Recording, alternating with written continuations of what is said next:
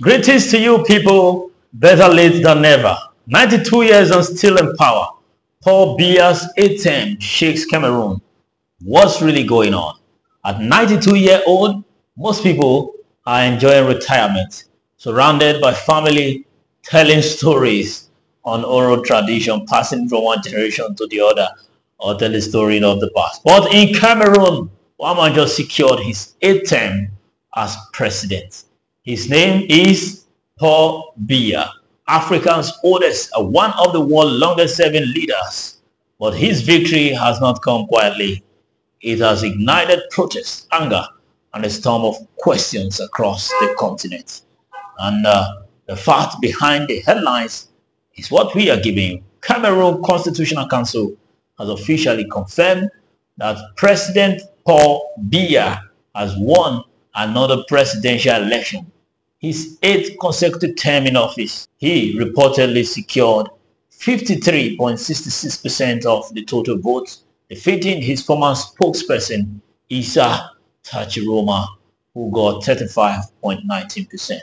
That means Biya will rule until 2032, when he will be a centenarian, 100 years old. I think that will be history. A legacy of power and control. Biya has been in power since 1982. That's over 43 years of leadership. He's ousted 6 French presidents, 5 US presidents, and countless African head of state. Critics say his rule has been defined by tight political control, suppression of dissent, and state-managed elections that kept him in power. Why are Cameroonians protesting? That is the big question. Opposition leader Issa Tachiroma himself, 76 years old, is calling on supporters to challenge what he calls a system of recycled leadership. In the major cities like Yaoundé and Douala, young protesters have taken to the streets chanting for change, accountability, and a new generation of leadership. But will the protests yield any result? That is another question. The protests reflected deep frustration. Decades of unemployment, corruption, and limited political freedom have left many feeling trapped under an unending regime. The bigger picture is Africans' leadership question. Everybody is asking, what is the problem with power that Africans cannot let go? Well, Biya's victory sparked a large conversation across Africa. And when does leadership become kingship? When does it get to the point?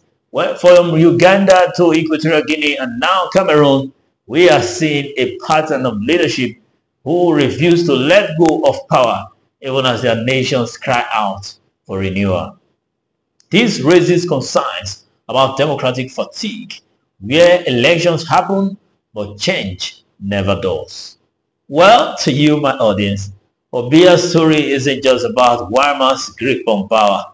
It's about a generation's fight for voice and vision. The real question is, how long can a nation wait for change when time itself seems frozen at the top?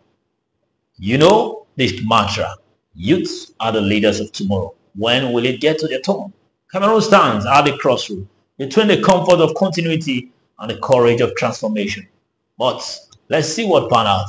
And let's see what pan out in a couple of days. If this shocked you, you can hit the like button. And what do you think? Should Africans set age or term limit for its leaders? Drop your thoughts in the comments. Let's talk about power, politics, and people.